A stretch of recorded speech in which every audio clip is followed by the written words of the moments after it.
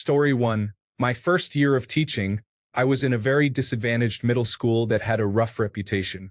As a teacher, I dealt with behaviors every day.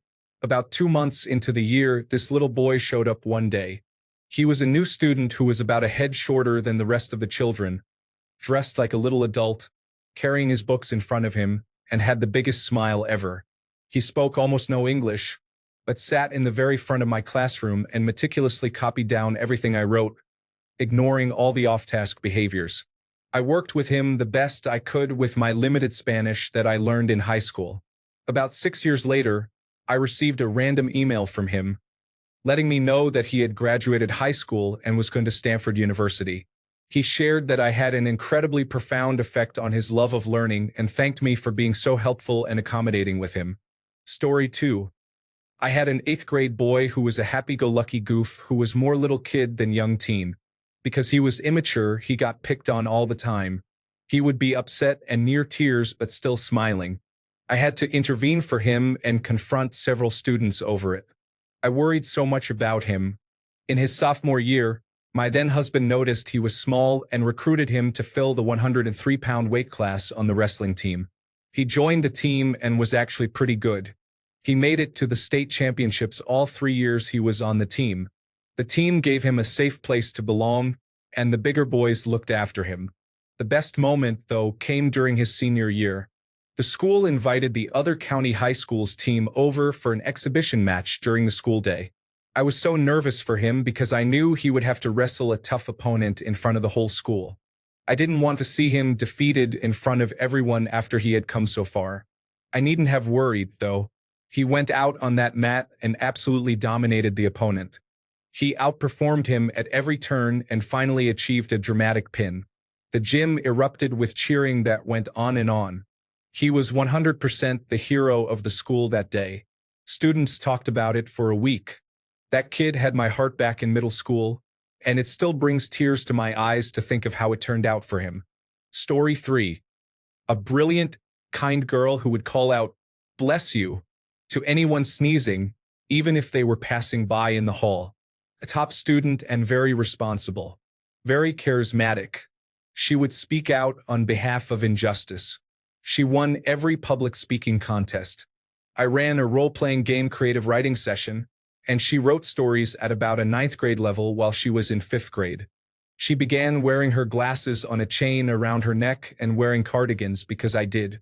We were excited to follow her growth and always thought she would become prime minister one day, but she died of cancer in 9th grade, which was absolutely heartbreaking. I will never forget her or her lovely family. Story 4. Had this kid in middle school. He was guaranteed to be involved in any shenanigans, had almost no impulse control, but he always owned up to things and responded kindly to kindness. One of those long-term projects. Stay the course, use all the patience, and cross your fingers. Then his dad took a gun and shot his mom, then shot himself. Both were dead, and the small community was in shock. The next day, the kid showed up to school. He said it was the only place in the world he felt safe. We supported each other, keeping it together in our classrooms, then retreating to our cars to just rock back and forth and cry. He graduated from grade 12 a few years ago. The whole town showed up, and the standing ovation went on forever. But it still hurts. Story 5. A kid in my tutor group at my first school was having a difficult time at home, always in trouble, getting into fights, and being kicked out of lessons. We clashed badly at first, but eventually, he trusted me and began to turn a corner with my intense support. We had sports day, and I gave him enough money to get ice cream for both of us from the stand. He did, and he came running back over with the biggest grin and 2 huge ice creams with sprinkles, sauce, and a flake each. He said it was the happiest he had ever been. A week later, I was on a rewards trip to a theme park, which he was not attending. At the end of the day, I checked my emails and found out he had brought a knife into school and been arrested. It turns out that he thought another student was going to fight him, so he was trying to protect himself. The school attempted to give him a chance to hand it over, but he refused, asking where I was.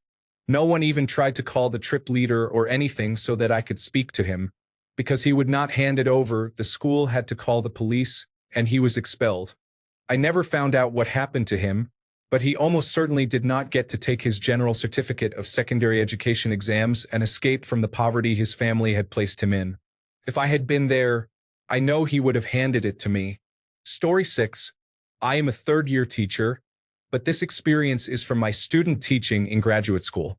In the fall, my friends and I heard about a local serial killer. Fast forward to the spring semester, and I was placed in a third-grade classroom in January. There was a little girl whose mother had been released from incarceration and was just transitioning from living with her aunt and uncle back to living with her mother. Unfortunately, her mother was murdered by that serial killer. If grieving for her mother wasn't enough, this girl somehow got onto the internet and learned all the details of her mother's death. Understandably, this poor girl was angry and heartbroken.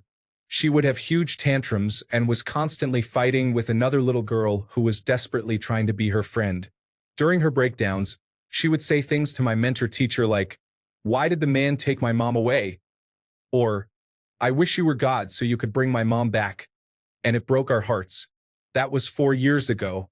I hope she is doing okay. Story 7. I had a 16-year-old boy in my class. He was your typical troublemaker. One day, he looked upset. I pulled him aside after class and asked him what was wrong. He burst into tears and said no one ever cared about him enough to ask. He told me he hated life and wanted to die. I got him help, and 3 years later, he came back to visit me and said he was sorry for how he acted in class, and I was his favorite teacher. The next day, he killed himself. Story 8. I honestly have so many unforgettable moments. A little boy who had lived his whole life in a refugee camp and had never held crayons or scissors in his hands, beaming like a joyous little light bulb, was utterly thrilled to be in Canada and in school. A little girl from the United Arab Emirates who all but worshipped and always obeyed teachers. When told by my very dyslexic self to put away your lunch and eat your books, stared at me in confusion. She was clearly considering obeying but timidly wanted to double-check. So she asked, "Teacher, what did you say?" And a Chinese student about to experience his first snowfall, who, when advised that it probably wouldn't stay on the ground, asked in genuine scientific bewilderment, "How far off the ground will it stay?" Story 9. I asked my students what they want to become after 10 years. A lot of them answered with their desired careers and professions, but one student's response stood out to me the most. "I just want to be happy." Oh, how we all do. Story 10. My first year at a new school, I was teaching a college algebra class that was designed for students who needed an extra year to develop their math skills a bit more. They weren't ready for the next level, which would have been normal calculus or statistics, but there wasn't anything lower. There was no chapter goal for me to meet.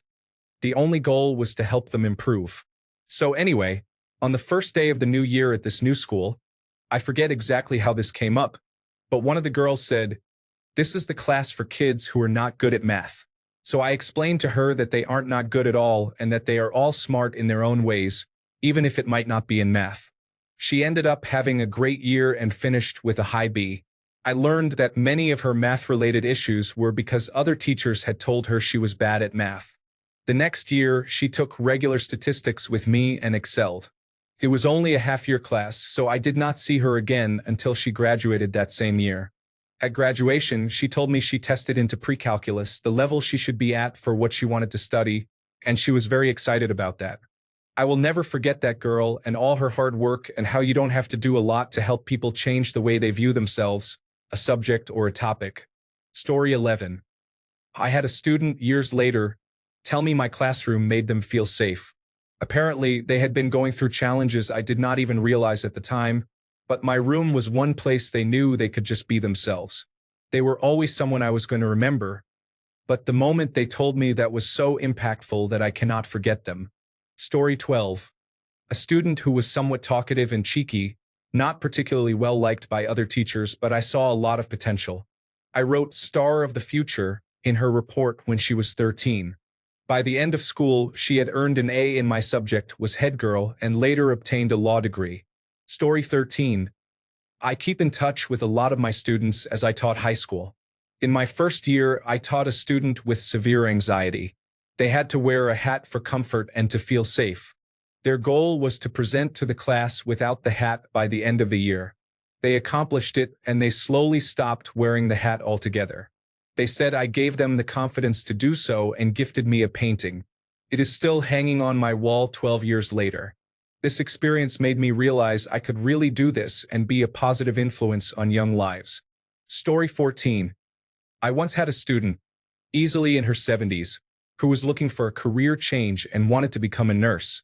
She let me know that she had won a Mississippi St. Paul Senior Beauty Contest, and during introductions on the first day of class, she recited poetry, as I teach a biology class. She liked to give me random items from her house as tokens of appreciation. I still have a huge howling wolf statue in my office, which was a gift from her. She was great. Story 15. Preschool teacher here. There was a girl named Melody. At age 3, everyone knew she was autistic. She had few words and behavioral issues. I was her teacher for 2 years and started by establishing a trusting relationship with her, being silly and giggling when she would make jokes about things that only she could get away with. I then worked on other skills as she knew she could trust me. She came from a very poor and trauma-filled background, and I watched her thrive with support and consistency.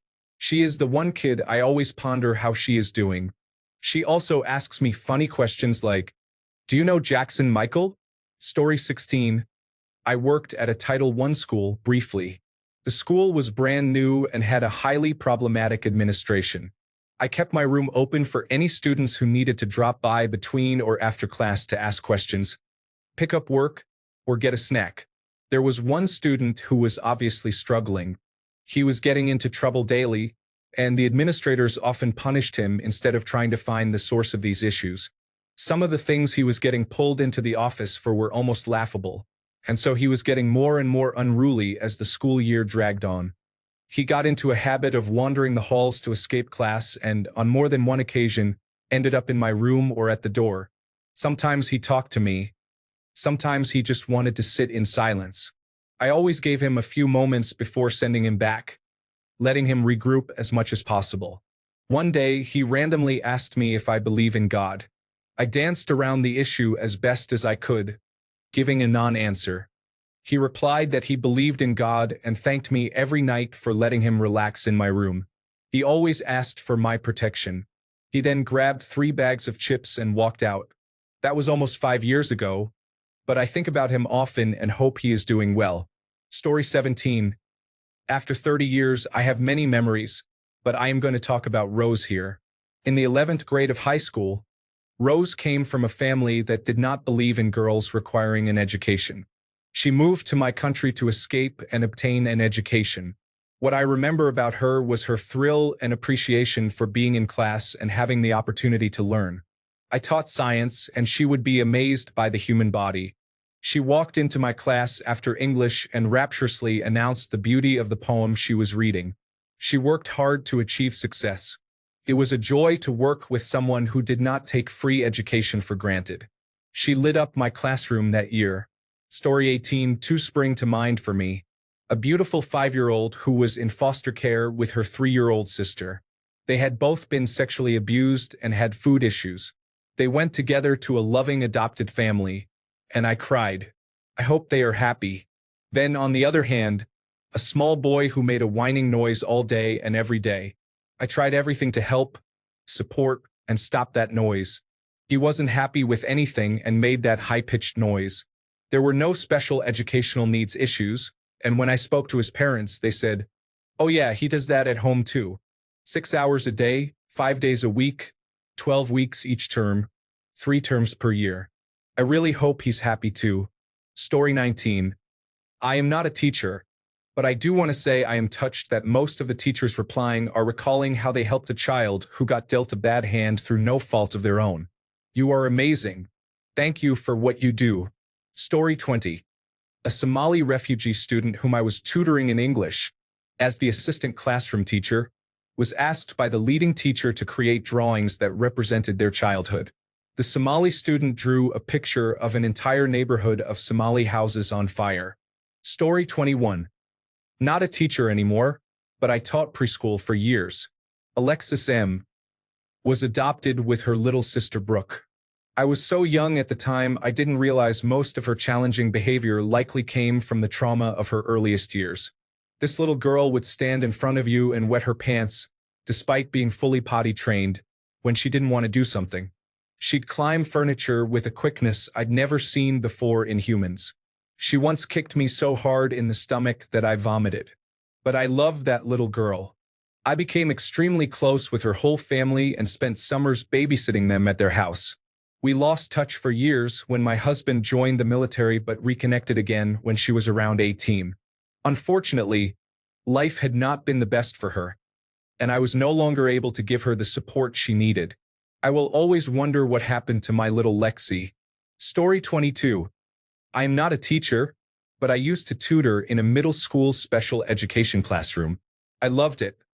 The kids were all really nice and eager to learn. One boy in particular sticks with me, though. He was new that year and couldn't read more than a few words. His old school apparently just didn't have good special education resources, so he fell through the cracks. He truly wanted to learn, so he worked on it every day with different tutors. By the end of the year, this child who used to barely read was reading chapter books. It was still way below the reading level of his peers, but I was so proud of him. He worked so incredibly hard. Story 23. I have two for different reasons. But I once taught a lovely student who was always complaining of headaches in phonics. The running joke between his family and me was that he hated phonics. He started throwing up one week, was off sick for a week, then returned to school and threw up so violently that I had to cut his jumper off him as it was covered and I could not get it over his head. It turns out he had a brain tumor and was about an hour from death by the time his family got him to the hospital. They stopped the brain bleed that was going to kill him, and then we all waited to see if they could operate. They did, and he survived. I had a little cry watching him in the nativity grumpily wearing tinsel because he could have so easily not been with us. He still hates phonics. Story 24. I have a sad story. I work at an alternative school on the south side of Chicago. We get all kinds of students for all kinds of reasons, but back when I first started, the majority of the students had not been successful at the Chicago public schools in terms of grades, attendance, and behavior, so you can imagine many of my high schoolers were challenging. This student started about halfway through the academic year, and I noticed right away that he had a constant habit of deflecting. No lesson and no conversation could stay on track for very long. He would always find some way to interject and throw it off, and not in a way typical of attention deficit hyperactivity disorder.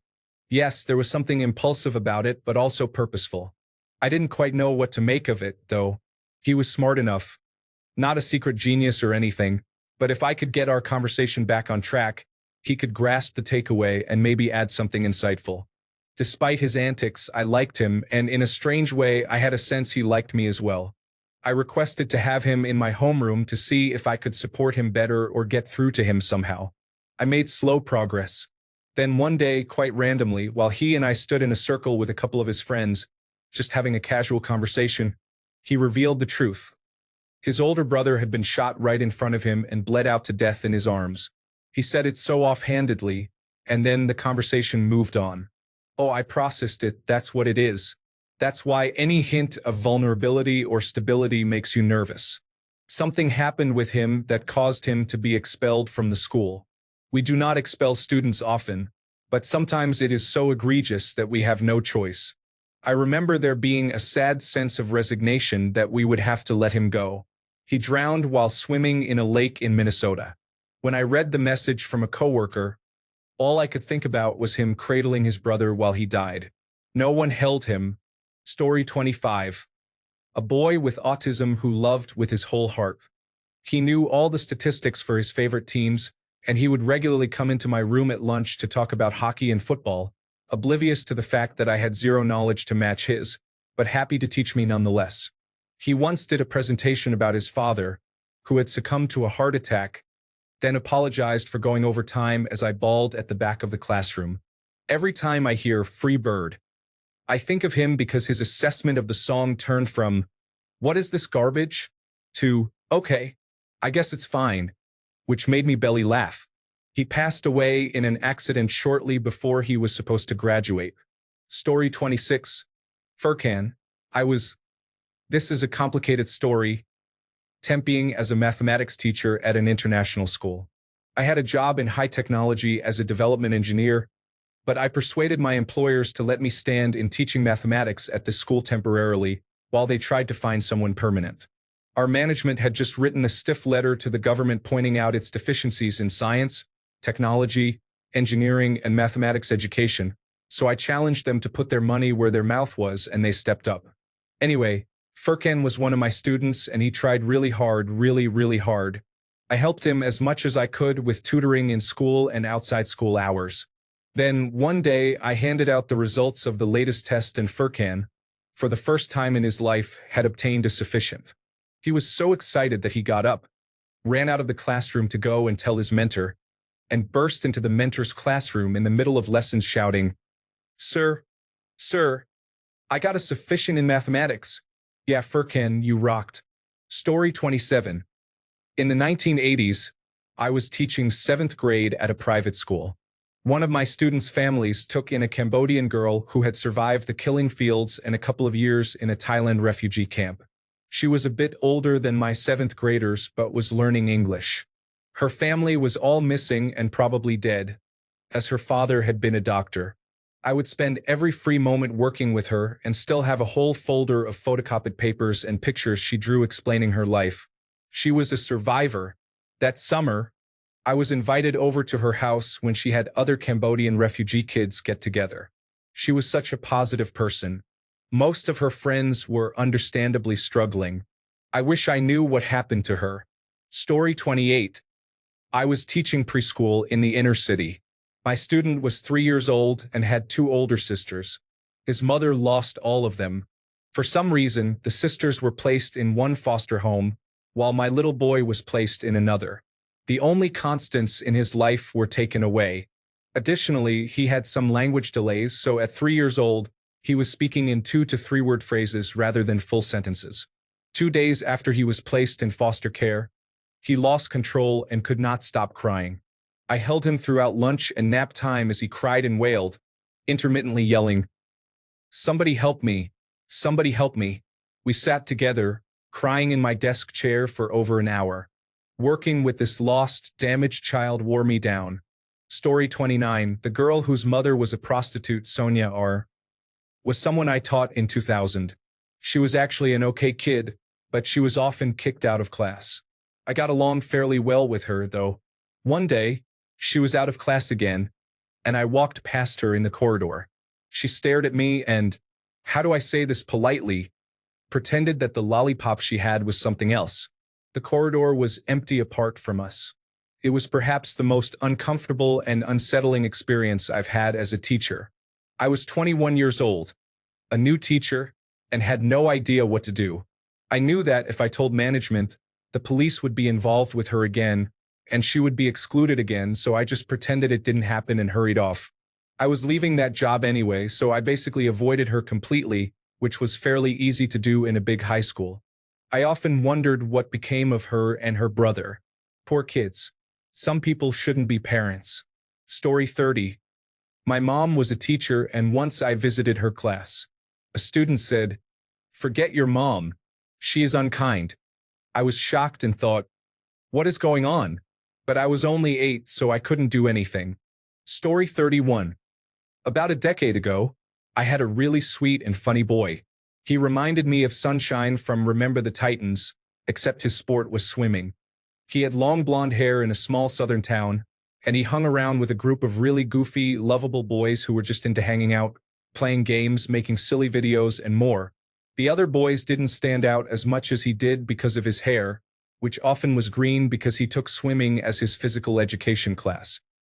He would often come running into my class late, hair still dripping, and his cheeks would be all pink from the sprint across campus. I never wrote him up for being late because it wasn't his fault. He tried so hard and had such a funny personality. He was into drawing and always had the funniest, most absurdly drawn little cartoons for his projects. But kids were mean. He looked different, he was constantly wet, he was pretty vocal about his interests, which weren't that unusual but were, I guess, weird for the town, and he was so goofy. When I had him, I always felt like he handled the comments and stares so well. It all seemed to roll right off his back. But even the teachers were mean and judgmental. I remember a coworker who taught the same subject watched him run past into my room one day, and she said, "Ugh, I'm so glad I don't have him in my room.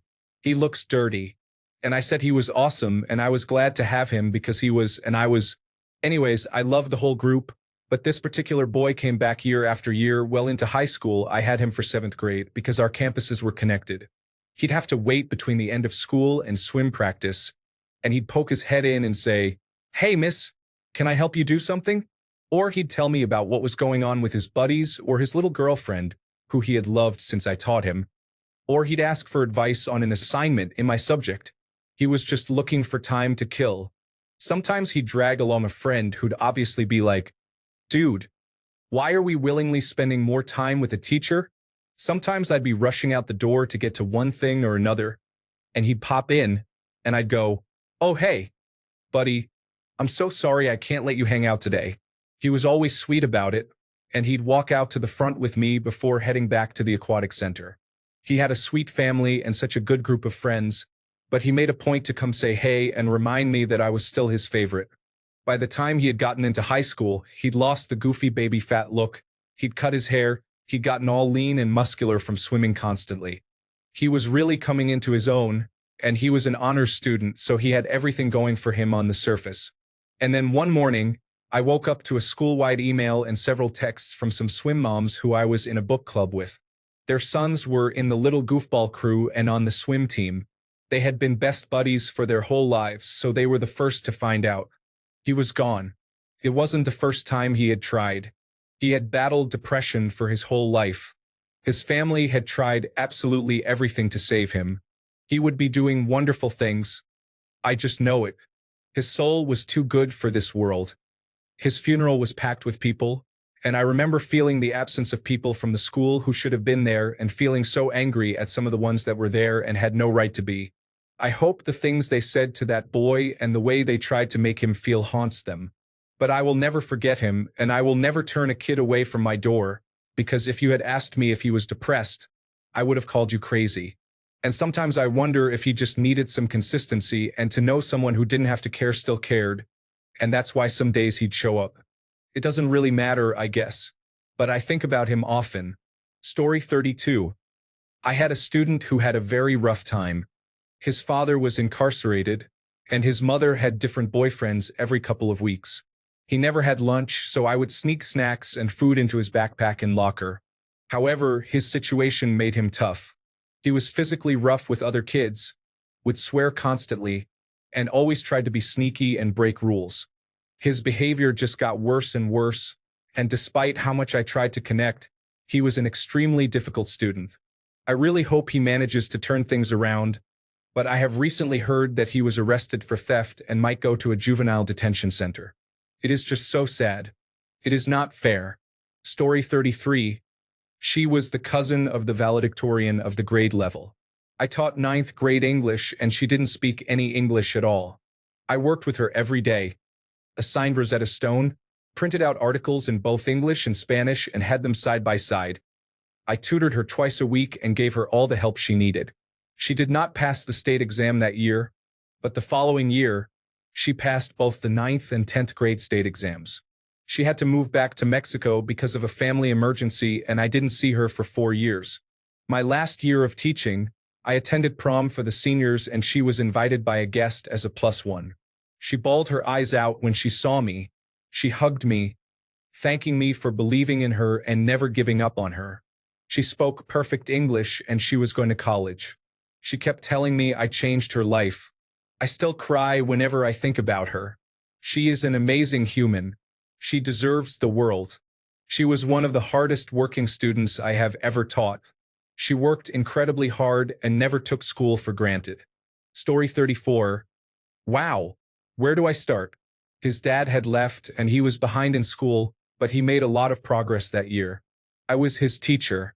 I got transferred and told him I would be in another part of the building the next year and that he could come find me. I got transferred again 2 days before school started, and I wasn't there.